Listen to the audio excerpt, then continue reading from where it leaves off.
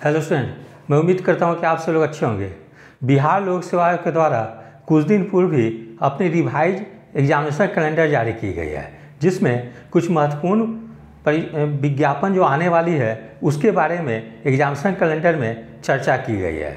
इसी क्रम में हम लोग देखते हैं कि बीपीएससी के द्वारा एक नई post assistant urban welfare and registration officer की विज्ञापन शीघ्र ही जारी की जाएगी। यद्यपि कि एग्जामिनेशन कैलेंडर जो जारी की गई है उस पर सिर्फ पोस्ट की नाम लिखी गई है और कितने पोस्ट पे नोटिफिकेशन आएगी इसी की चर्चा की गई है, किंतु ये चर्चा नहीं की गई है कि नोटिफिकेशन कब आएगी और इसकी प्रिलिमिनरी एग्ज़ाम कब होगी। तो उम्मीद की जा रही है कि आगामी कुछ ही दिनों बाद पुनः रिवाइज जब एग्जामिनेशन कैलेंडर आएगी तो उसमें निश्चित रूप से चर्चा रहेगी कि इस पोस्ट की विज्ञापन कब आएगी और इसकी पीटी की एग्ज़ाम कब होगी। ठीक है, तो इसमें टोटल पोस्ट की संख्या जो है वो 285 है, तो एक बहुत बड़ी वैकेंसी है। ठीक है, और एग्ज़ाम डेट जो है कि अभी डिसाइड नहीं की गई है, केवल एग्जामिनेशन कैलेंडर में इस पोस्ट की चर्चा की गई है। और इसकी नियमावली जो है इस पोस्ट की 2021 में बनाई गई थी। तो मैंने इस नियमावली को पढ़ा है तो उसमें चर्चा की गई है कि इसके एजुकेशनल क्वालिफिकेशन क्या रहने की संभावना है। तो एनी ग्रेजुएट यानी किसी भी स्ट्रीम में आप ग्रेजुएट हो, चाहे साइंस हो, आर्ट्स हो, कॉमर्स हो या प्रोफेशनल डिग्री आपके पास बीटेक हो, बीबीए वगैरह हो, तो सभी लोग इसमें एलिजिबल होंगे।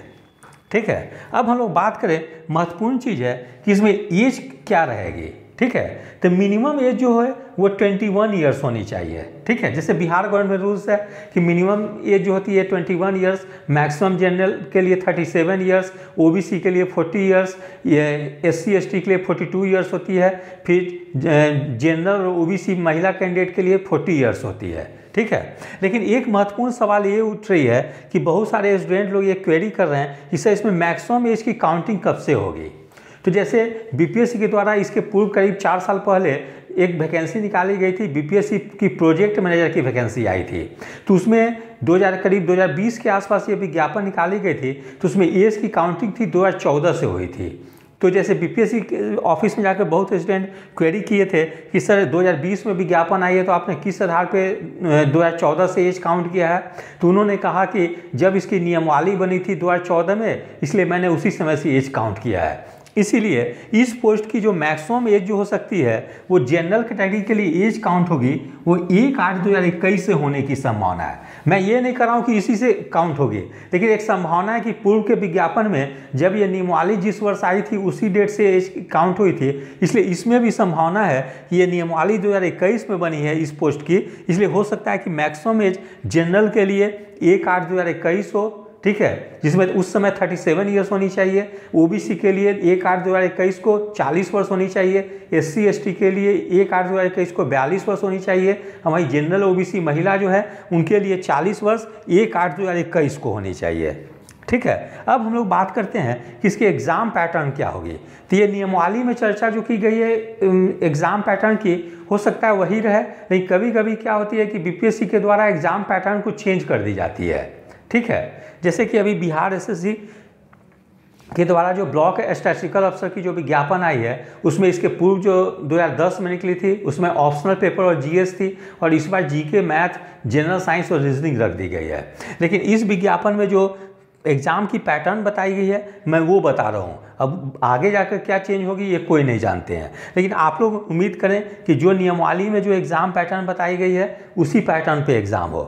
तो एग्ज़ाम पैटर्न होगी, जीएस जो होगी वो 100 क्वेश्चंस होगी उसमें और 100 मार्क्स की होगी। ठीक है, और ऑप्शनल सब्जेक्ट आपको चुननी होगी।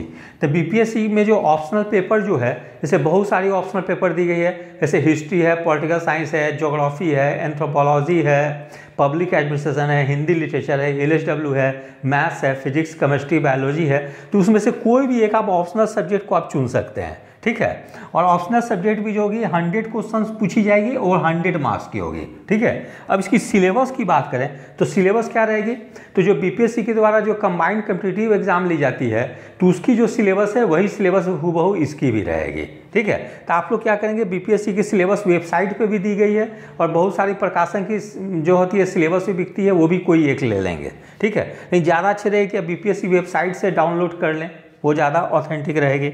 अच्छा, अब हम लोग बात करें कि जीएस की तैयारी कैसे करें।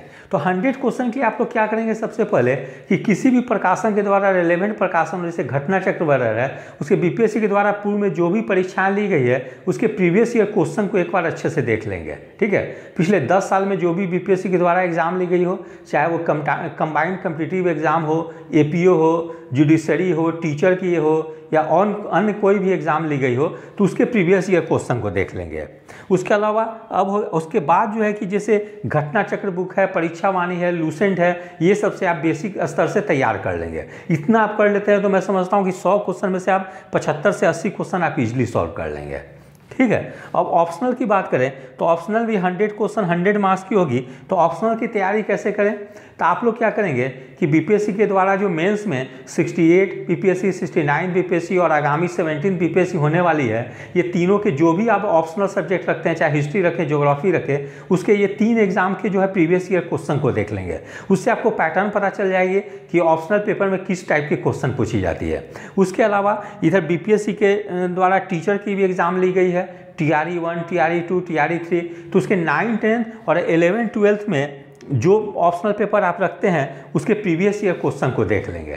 तो इससे आपको पता चल जाएगी कि बीपीएससी जो है कि किस पैटर्न पे क्वेश्चन पूछती है या किस लेवल की किस लेवल की रहती है। ठीक है, उसके बाद जो है कि आप जो ऑप्शनल पेपर रखते हैं उसका ऑथेंटिक बुक को पढ़ लेंगे। ठीक है, उसके अलावा पूर्व में यदि आपको पहले के क्वेश्चन बैंक मिल जाती हो, चाहे सिविल सर्विस की ऑप्शनल की हो या स्टेट पीसीएस की ऑप्शनल की हो, तो वो भी आपके लिए काफ़ी लाभदायक होगी। ठीक है, और साथ में आप लोग जो है कि टेक्स्ट बुक भी पढ़ लेंगे। तो इतना कर लेते हैं तो मैं समझता हूँ कि जीएस और ऑप्शनल में आप काफ़ी बेहतर परफॉर्म करेंगे, और ना केवल आप सेलेक्ट होंगे बल्कि आप टॉप रैंक में भी आएंगे। तो उम्मीद की जाएगी कि इस विज्ञापन इसकी जो है कि निश्चित रूप से जल्द ही आएगी। ये आप लोग के लिए गोल्डन अपॉर्चुनिटी है, और ये पे लेवल भी इसकी लेवल 7 की रहने की संभावना है। ठीक है,